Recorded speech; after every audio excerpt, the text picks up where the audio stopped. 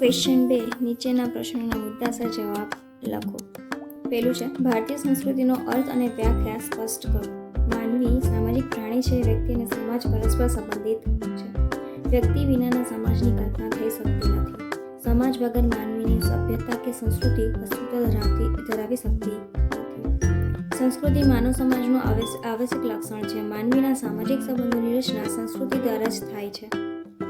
ધર્મ, ભાષા, રીતિરિવાજો, સંસ્થાઓ, ધોરણો, મૂલ્યો, આદર્શો, કાર્ય, કાયદા વગેરે સંસ્કૃતિના વિવિધ તત્વો માનવીનું સામાજિક જીવન શક્ય બનાવે છે. સંસ્કૃતિનો અર્થ સંસ્કૃતિ શબ્દનો આપણે અન્ય અર્થમાં ઉપયોગ કરીએ છીએ. કોઈ એક માનવ સમાજના બૌદ્ધિક, આધ્યાત્મિક અને કલાત્મક વારસાને આપણે તે જ સમાજની સંસ્કૃતિ કહીએ છીએ. પરંતુ સમાજશાસ્ત્રમાં સંસ્કૃતિ એક વિભાવના છે.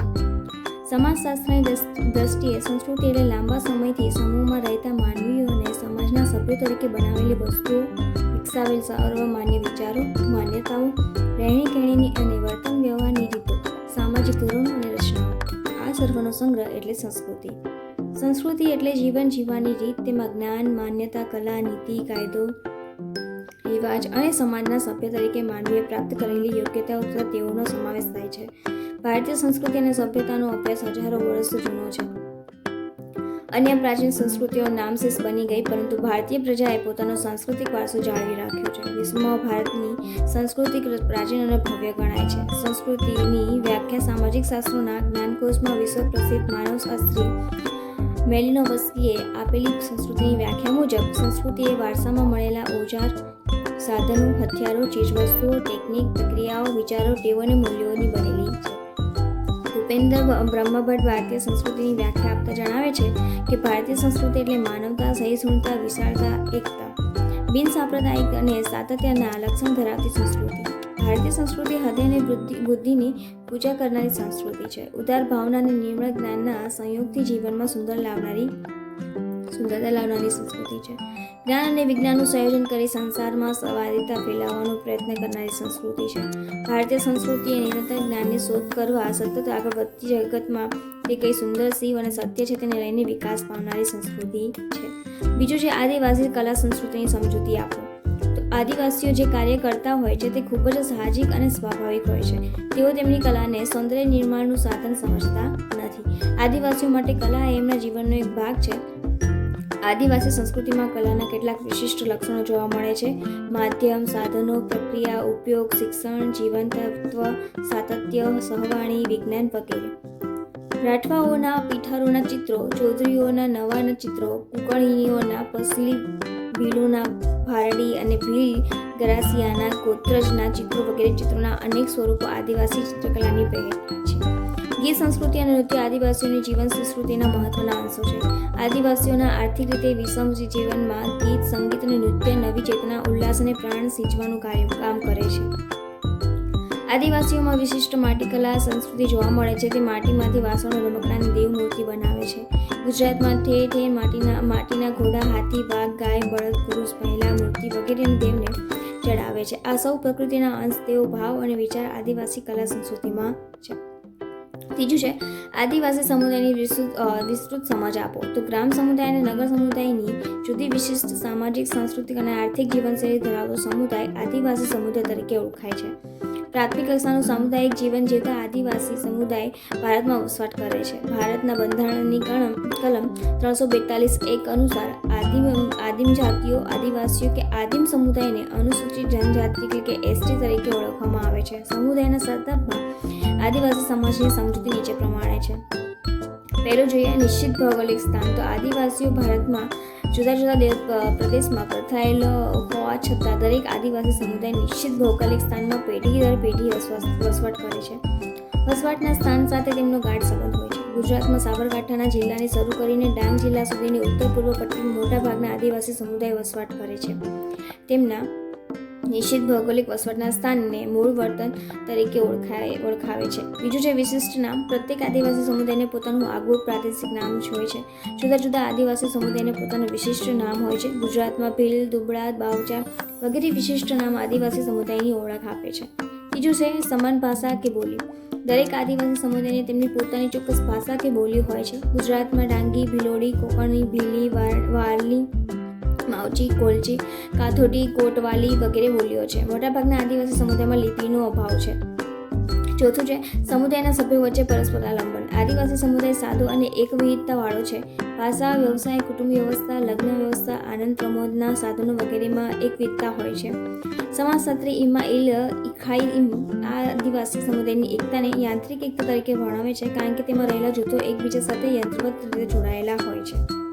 મોટાભાગના આદિવાસીઓ સમાન વ્યવસાય કરે છે, દાખલા તરીકે સામુદાયિક ખેતી, પશુપાલન, કુદરતી ખાદ સંકલન વગેરે.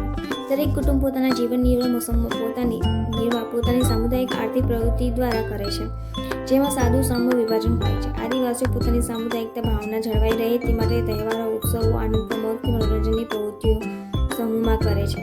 આદિવાસીઓના નૃત્યો પણ વ્યક્તિગત હોતા નથી, દાખલા તરીકે અસમનું બિહુ, ગુજરાતનું ડાંગી વગેરે. તેમના નૃત્યોમાં પ્રાદેશિક વિવિધતા હોય છે. વિશ્વમાં કોઈ પણ આદિવાસી સમુદાયમાં નૃત્ય હંમેશા સામુદાયિક સ્વરૂપનું જ હોય છે. સામાજિક રીતિરિવાજો અને પરંપરાઓ પણ સમુદાયને મહત્વ આપે છે. ધાર્મિક આચરણમાં સમુદાયની રીતો મહત્વની હોય છે. આદિવાસી સમુદાયમાં પારસ્પરિક સાથ અને સહકારના સંબંધોની ભૂમિકા ખૂબ મહત્વનું સ્થાન ધરાવે છે. આદિવાસીઓનું સમગ્ર જીવન સગાઈ સંબંધોના ગુલફલને આધારે ગોઠવાયેલું હોય છે. તેમનામાં સગપણ વ્યવસ્થા વધુ વિકસિત હોય છે. આદિવાસી સમુદાયમાં જીવનના દરેક ક્ષેત્રે ધર્મનું વિશિષ્ટ સ્થાન છે. તેઓ જન્મ, લગ્ન અને મૃત્યુ પ્રસંગે તેમની ધાર્મિક માન્યતાઓ મુજબ વિધિ વિધાનો કરે છે. આદિવાસીઓ મોટે ભાગે પ્રકૃતિના તત્વોની દેવી દેવતાઓ માનીને પૂજે છે. આદિવાસીઓ ભૂત, પ્રેત, ડાકણ અને અનેક પ્રકારની અંધશ્રદ્ધાઓમાં વિશ્વાસ ધરાવે છે. આ બધાના પ્રકોપથી બચવા માટે તેઓ વિધિ વિધાનો કરીને તેમને વશમાં રાખવાના પ્રયત્ન કરે છે. સામુદાયિક ભાવના વધારવા ધર્મની રીતોમાં ઉપવાસના માન્યતા અને મૂલ્યો મહત્વના હોય છે. પાંચમું છે યુવા ગૃહો. કેટલાક આદિવાસી સમુદાયોના યુવાનો માટે અલગ યુવા ગૃહો છે. યુવા ગૃહોમાં આદિવાસી યુવાનોને સામુદાયિક શિક્ષણ આપવામાં આવે છે. આ યુવાન ગૃહોમાં શિકાર કે જીવન નિર્વાહની રીતોની તાલીમ આપવામાં આવે છે. યુવા ગૃહો દ્વારા આદિવાસી યુવાનોનું સમાજના ધોરણો અનુસાર સામાજિકરણ કરવામાં આવે છે. છઠ્ઠું છે સામાજિક નિયંત્રણ. આદિવાસી સમુદાયના સંચાલન એક મુખ્ય વ્યક્તિ દ્વારા થાય છે, જે જૂથનો વડો કે સરદાર હોય છે. તેની જવાબદારી સમગ્ર સમુદાયને નિયંત્રિત કરવાની છે. જૂથના વડો સમુદાયના નીતિ નિયમો કે ધોરણો ઘડે છે, જે સમુદાયના સભ્યોના વર્તનને નિયંત્રિત કરે છે. સમુદાયના બધા સભ્યોએ સમુદાયના નિયમોનું પાલન કરવાનું હોય છે. એવી માન્યતા પ્રવર્તે છે કે સમુદાયનો કોઈ પણ સભ્ય જો ધોરણ ભંગ કરે તો તેનાથી સમગ્ર સમુદાયને નુકસાન થાય છે. સમુદાયના ધોરણોનો ભંગ કરનાર વ્યક્તિને કડક સજા કે શિક્ષા કરવામાં આવે છે. ગંભીર પ્રકારના ધોરણ ભંગના સંજોગોમાં વ્યક્તિને સમુદાયથી અલગ કરવામાં આવે છે. આદિવાસી સમુદાય પ્રાથમિક સાથે સમુદાય છે. તેમની વિશિષ્ટ આગવી સંસ્કૃતિ, પ્રાથમિક કક્ષાનું શ્રમ વિભાજન, વધારે મજબૂત સક્ષમ જૂથો, કોઈ એક જ વ્યક્તિના હાથમાં સમુદાયની સત્તા વગેરે વિશિષ્ટ લક્ષણો છે. ચોથું છે ભારતીય સંસ્કૃતિની પ્રશિષ્ટ માર્ગી સ્વરૂપ સમજાવો. તો ભારતીય સંસ્કૃતિને 3 વિભાગમાં વહેંચવામાં આવે છે. પ્રશિષ્ટ ભદ્રવર્ગીય માર્ગો પરંપરા, બીજું છે લોક સંસ્કૃતિ અથવા દેશી પરંપરા અને ત્રીજું આદિવાસી સંસ્કૃતિ. પ્રશિષ્ટ ભદ્રવર્ગીય માર્ગો પરંપરા જોઈએ તો ભારતીય સંસ્કૃતિની પ્રશિષ્ટ ભદ્રવર્ગીય માર્ગી પરંપરામાં વિવિધ વિધાશાખાઓ, ભાષાઓ અને કલાઓનો સમાવેશ થાય છે. ધર્મશાસ્ત્ર એટલે કે ધર્મ સંબંધિત વિગતો, બીજું નીતિશાસ્ત્ર એટલે કે આચાર સંબંધિત વિગતો, ત્રીજું છે અવકાશ વિજ્ઞાન અને જ્યોતિષશાસ્ત્ર એટલે કે અવકાશ સંબંધિત અને જ્યોતિષ સંબંધિત વિગતો, ચોથું દર્શનશાસ્ત્ર એટલે કે તત્વજ્ઞાન સંબંધિત વિગતો, પાંચમું સંગીતશાસ્ત્ર એટલે કે સંગીત સંબંધિત વિગતો, છઠ્ઠું નાટ્યશાસ્ત્ર તો નાટ્ય વિદ્યા સંબંધિત વિગતો, સાતમું વ્યાકરણશાસ્ત્ર તો વ્યાકરણ સંબંધિત વિગતો, આઠમું ઔષધિ વિજ્ઞાન તો આયુર્વેદ સંબંધિત વિગતો, નવમું છે વાસ્તુ અને શિલ્પશાસ્ત્ર તો વાસ્તુ અને શિલ્પ સંબંધિત વિગતો. ઉપરોક્ત વિવિધ શાસ્ત્રો મૂળ સંસ્કૃત ભાષામાં રચાયેલા હોવાથી આ પરંપરા પ્રશિષ્ટ પરંપરા તરીકે ઓળખાય છે. જુદા જુદા ગ્રંથોમાં ભારતીય સંસ્કૃતિના વિવિધ પાસાઓની શાસ્ત્રીય ચર્ચા કરવામાં આવી છે. તેનું મૂળભૂત સાતત્ય આજે પણ જળવાઈ રહ્યું છે. આ પરંપરામાં વિષયની કુશળતા પ્રાપ્ત કરવા માટે તે વિષયની તાલીમ લેવી અનિવાર્ય છે. તાલીમ પ્રાપ્ત કર્યા પછી સાધનો અને રિયાઝનું વિશેષ મહત્વ હતું. આ પરંપરાના વિવિધ શાસ્ત્રો સંસ્કૃત ભાષામાં રચાયેલા હતા. સંસ્કૃત ભાષા જનસામાન્યની ભાષા ન હોવાને કારણે આ પરંપરાનો લાભ બહુજન સમાજ કે મહિલાઓ લઈ શક્યા નહીં. આ પરંપરા ઐતિહાસિક પ્રક્રિયાઓને કારણે ભિન્ન ભિન્ન ધર્મો અને સંપ્રદાયોના તત્વો ઉમેરતા ગયા. આમ વિશિષ્ટ ભારતીય સંસ્કૃતિનો વિકાસ થયો. પાંચમું છે હિન્દુ સમુદાયની સમજૂતી આપો. તો હિન્દુ ધર્મ જગતનો જૂનામાં જૂનો અને સતત વિકસતો રહેલો ધર્મ છે. હિન્દુ ધર્મ ઈશ્વરમાં શ્રદ્ધા ધરાવે છે. તે માને છે કે કોઈને કોઈ સ્વરૂપે ઈશ્વર સર્વવ્યાપક છે. હિન્દુ સમુદાય કોઈ એક ઈશ્વરમાં વિશ્વાસ ધરાવતો નથી. હિન્દુ જીવન પદ્ધતિ શ્રદ્ધા અને ઉપાસનાની બાબતમાં પરિવર્તનશીલ છે. સંપ્રદાયો અને ઉપાસનાની વિવિધતાઓ એ હિન્દુઓની ખાસ વિશેષતા છે. જ્ઞાતિ વ્યવસ્થા અને સંયુક્ત કુટુંબ પ્રથા એ હિન્દુઓની મૂળભૂત સંસ્થાઓ છે. હિન્દુ ધર્મનું સભ્યપદ વ્યક્તિને જન્મથી પ્રાપ્ત થાય છે. હિન્દુ ધર્મમાં સંપ્રદાયો અને જ્ઞાતિઓની વિવિધતા હોવા છતાં મુખ્ય 3 સિદ્ધાંતો જોવા મળે છે: ધર્મ, કર્મ અને મોક્ષ. ધર્મ પેલું જોઈએ તો ધર્મ એટલે કર્તવ્યના પાલનથી પ્રાપ્ત થતો નૈતિક લાભ. કર્તવ્યરૂપ સદાચારનું પાલન કરવું અને તેને અનુરૂપ શ્રદ્ધા કેળવવા એ હિન્દુ ધર્મની દ્રષ્ટિએ માનવીના જીવનનું ધ્યેય છે. આમ ધર્મ એક નૈતિક શક્તિ છે અને સમસ્ત વિશ્વને એકત્રિત રાખે છે. બીજું છે કર્મના સિદ્ધાંત પ્રમાણે દરેક વ્યક્તિએ પોતાના પુણ્ય કર્મનું કે પાપ કર્મનું ફળ ભોગવવું પડે છે. જે નિયમ અનુસાર આ પ્રમાણે બને છે તેને કર્મનો નિયમ કહે છે. કર્મનો નિયમ જણાવે છે કે માનવીએ કરેલું કોઈ પણ કર્મ વ્યર્થ જતું નથી. વ્યક્તિને પોતાના કર્મોની કદાપી છુટકારો મળતો નથી. મોટે ભાગે વ્યક્તિને પોતાનું કર્મનું ફળ આ જીવનમાં જ ભોગવવું પડે છે. મોક્ષ એટલે જન્મ મૃત્યુના બંધનથી કાયમ માટે મુક્તિ અને શાશ્વત આનંદની પ્રાપ્તિ. એટલે કે હિન્દુ ધર્મ ગ્રંથોમાં આદર્શ હિન્દુ માટેના 16 સંસ્કારોનું વિવેચન કરવામાં આવ્યું છે. મોટે ભાગે એમનામાં 3 સંસ્કારો વધુ પ્રચલિત છે: જન્મ સંસ્કાર, લગ્ન સંસ્કાર અને મૃત્યુ સંસ્કાર. હિન્દુઓમાં મૃત્યુ દેહનો અગ્નિ સંસ્કાર કરવામાં આવે છે. હિન્દુ પરિવારે મુખ્ય 3 પ્રકારના કાર્યો કરવાના હોય છે. જીવન સંબંધિત કાર્યોના 16 સંસ્કારોમાં સમાવેશ થાય છે. કૌટુંબિક કાર્યોમાં કેટલાક વ્રત કરવાના હોય છે, જેમાં ભાઈ બીજ, રક્ષાબંધન, કરવા ચોથ અને જીવ વ્રત. ત્રીજું છે વર્ષ દરમિયાન આવતા તહેવારોની શ્રદ્ધાપૂર્વક ઉજવણી કરવી. દાખલા દિવાળી, દશેરા, હોળી, ઓણમ, મકર સંક્રાંતિ, વૈશાખી, મહાશિવરાત્રિ, નવરાત્રિ, જન્માષ્ટમી, રામનવમી વગેરે. હિન્દુઓ ભારતમાં આવેલા પવિત્ર તીર્થક્ષેત્રોના દર્શન કરવા જાય છે. પ્રયાગ, વારાણસી, હરિદ્વાર, મદુરાઈ, પુરી, દ્વારકા, બદ્રીનાથ, કેદારનાથ, મથુરા, તિરુપતિ, વૈષ્ણોદેવી, અંબાજી વગેરે હિન્દુઓના ધાર્મિક સ્થળો છે.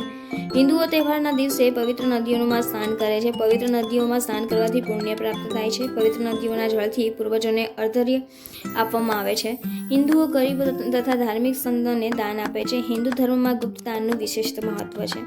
ધર્મસ્થાનોમાં સેવા પૂજા કરનારને પૂજારી કહે છે. હિન્દુ ધર્મ 4 સંપ્રદાયમાં વહેંચાયેલો છે. શૈવ સંપ્રદાય તેઓ શિવની પૂજા આરાધનામાં માને છે. વૈષ્ણવ સંપ્રદાય તેઓ વિષ્ણુની પૂજા આરાધનામાં માને છે.